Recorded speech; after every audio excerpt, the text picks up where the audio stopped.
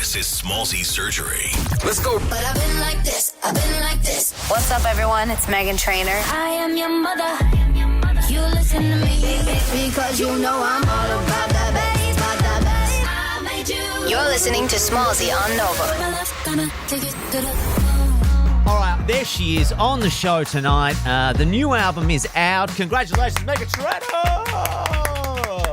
Thank you so much, Smallzy. Thank you. I'm so excited to be here. Thank you for being on the show. Congratulations on album release day. I would also like to make an apology for the pimple that I am calling Mount Vesuvius on my face right here. I didn't think I would get them at my age, but if you can see it, it is glaring. You have a look. It's right. You can't miss it. I've been squeezing. It was very bad. Is it a pimple? Yeah, it is. It's awful. Absolutely awful. No way. You've never had a pimple. Oh, sister, you don't know me. Let me tell you, I've had. What about you? Look at you. You're glowing. Aren't you stressed? What's No, it's the Zoom link. I just pressed the blur button. So that's what you need. You just need to blur the face. Oh, that's what I need to do. I need to put on the touch up my appearance button. Well, anyway. Are you okay? I'm okay. Look, you know, I'm not. To be honest with you, I'm not. I'm not sure what's going on. Hey, congratulations on the album. How you feeling? The world has it now. Timeless is out. I feel great. I'm really proud of every single song. There's not one that I like cringe over and I'm like, oh no, I should have wrote better. But each one is great. I was just at a radio station where we surprised a bunch of fans and got to watch them listen to unreleased songs, and it was magical, and everyone seemed very excited and made me excited. I haven't seen fans in so long, so I know that my fans are gonna love this. I hope I reach new people out there and spread more fun vibes. Nice. Well, I love it. Can I go through some of my favorite tracks that I've just? Well, no, just some of my pick. I pick three. That I. What are you three? Okay. Love on Hold. I wrote that with my brothers. Isn't it? Hang on. Isn't it about booty calls? Yeah. Yeah. The song you wrote it with your brothers. My big brother and my little brother. Yeah, it was weird. We were like, I knew I wanted to write with them, and then we listened to the beat and we were like, oh my God, it's like we're in the waiting room. And then my brother was like, no, it's like you're on hold. And then we're like, oh, don't put my love on hold. So I'm so happy that you like that song because they're gonna be stoked. Okay. Bestie, I vibe a bit of self-love. What can I say? Bestie, my dream was like, I want Katy Perry and Meghan Trainor to have a baby, and that's that song. Okay. I'm very close to. I was like, Dream Club is her. No, and then also too, the new single is To the Moon. Can you give me talk to me about that, because we're going to give it a play. So I want you to tell me all about it. That's one of your favorites? Yeah. Thank you so much. I look at that song and I go, A++. Mwah, you did it, babes. My son loves rocket ships. He loves outer space.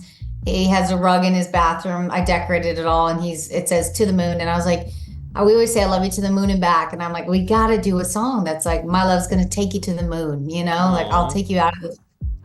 And then we noticed that all my songs were major and like happy sounding. And we were like, what if we went vibey, did a little Amy Winehouse feel in the beginning? And then at the chorus, we just took it to a whole different song. Like, what if we flipped it on him and took him to the Jersey Shore clubs? Nice. And we did.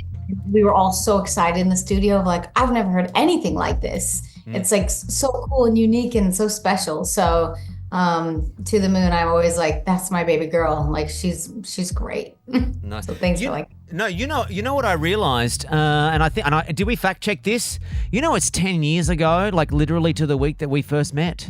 Yeah, All About That Bass is having its anniversary, and I landed in Australia when it was #1. Yeah. Wow, how much I don't even know I can't believe it's been 10 years. Number one, it feels like, okay, it's All About That Bass feels like a long time ago, so it makes sense that it was 10 years.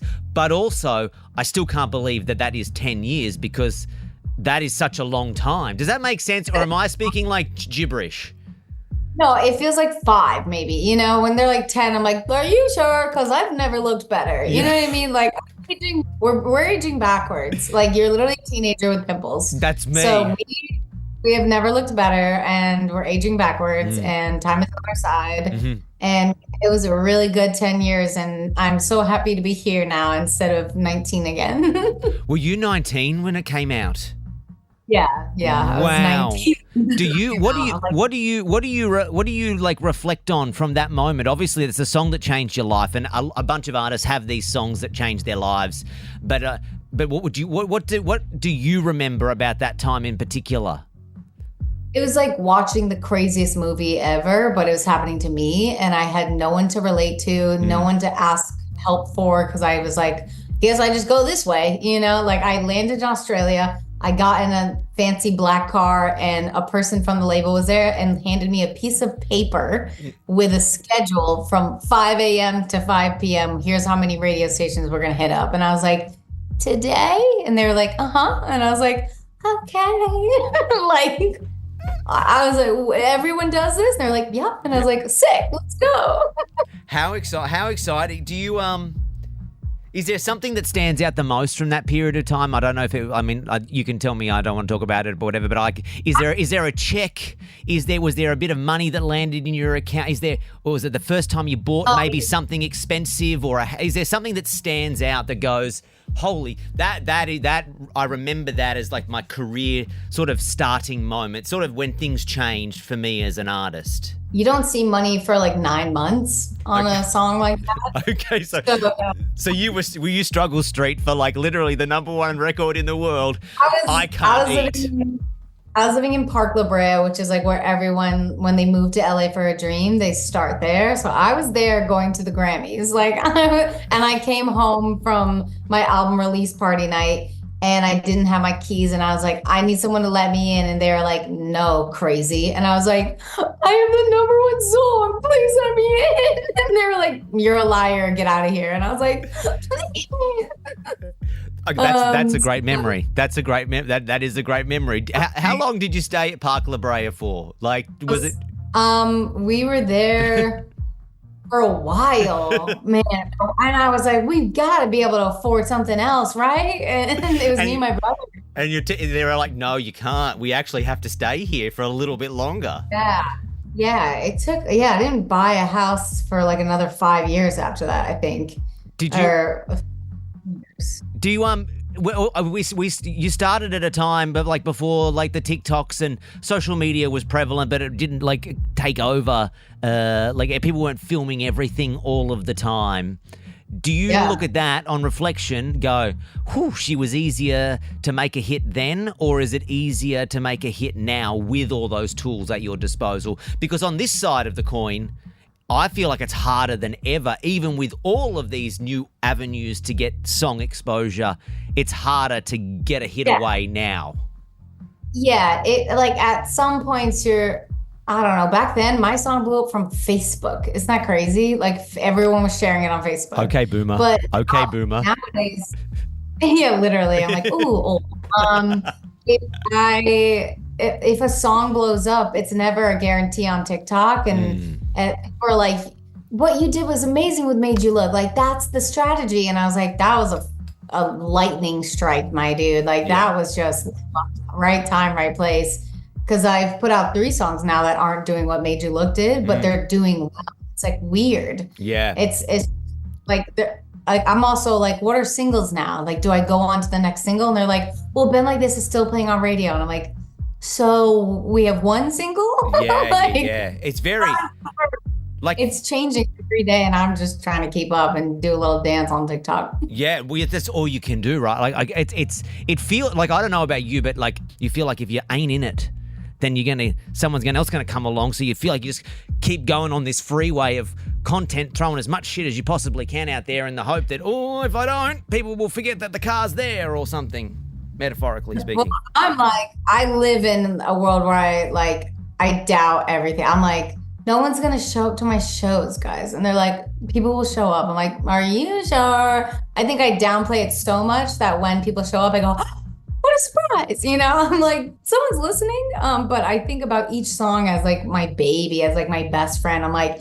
dude, that song is great. Like I have to do whatever I can to make sure people hear it and like spread the word. So when I'm doing TikToks and if I am exhausted and they're like, give us 2 more. And I'm like, You know, I'm Yeah. like, it's a long day, guys. You want me to jump right now? Then I will be like, for the song, that song deserves it. More people need to hear it. It'll make them feel better. Let's do it. You know, I think like that. You know what I also find myself sometimes doing? I don't know if you know Brene Brown, but she's this person who she talks about emotions and feelings, and she talks about this thing called foreboding joy, right? In the sense that even when you have a really exciting moment, you kind of downplay the exciting moment because you're worried about someone taking that away or your next moment not being as excited. So you try to level out all the tops, because then if you just constantly not happy or not excited by something, then you can never be disappointed. And I feel like we live in a time where it's like, well, they could all end tomorrow, so let's not get too carried away with like being too excited about how something is going. Hence you have foreboding joy and nothing brings you happiness anymore. Welcome to my mind. Spitting bars right now. Welcome to my mind. I have that exact thing. Yeah. That's why I'm like, this album's timeless, because I'm trying to live in the moment, because all I'm worried about is the end. And I'm like, why are we worrying about the end? We're still here, you know? Yeah. And I just wish I could be timeless and live timeless and love like I'm timeless, but I know I'm not. And it's a spooky dooky world. Absolutely. Now you're about to go back on the road, right? The show's about to kick off, yes?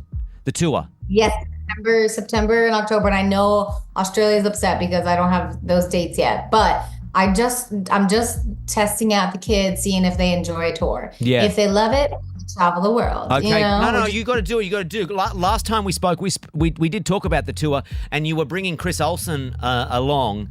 The last time we spoke, you were unsure what he would be bringing to the table. Are we sure what he's bringing this time, or is it still to be advised? Nope.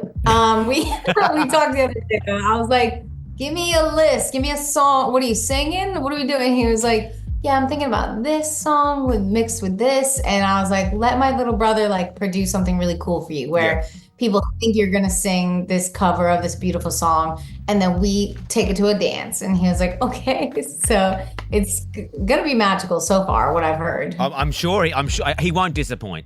I know he won't disappoint, but he Stop. Yeah, absolutely. He needs to, yeah. New album out everywhere. It's called Timeless. Meghan Trainor, always perfect to see you. Thank you for your time. I appreciate it. See you. I love that. Thank you so much. Don't worry about your pimple. It'll be gone tomorrow. You know what? It's been here for a couple of days. Apparently there's patches that I could, you would know this. You're a girly. The pimple patch. I know, and I started seeing all these young girlies on TikTok having stars, and I thought, why are we putting stickers on our face? They're pimple patches. They're pimple patches, and they really work, and I wish that I had them in high school. They would have saved lives. Oh, they would absolutely, absolutely. Smallsy Surgery is a Nova podcast. For more great shows like this, head to novapodcast.com.au.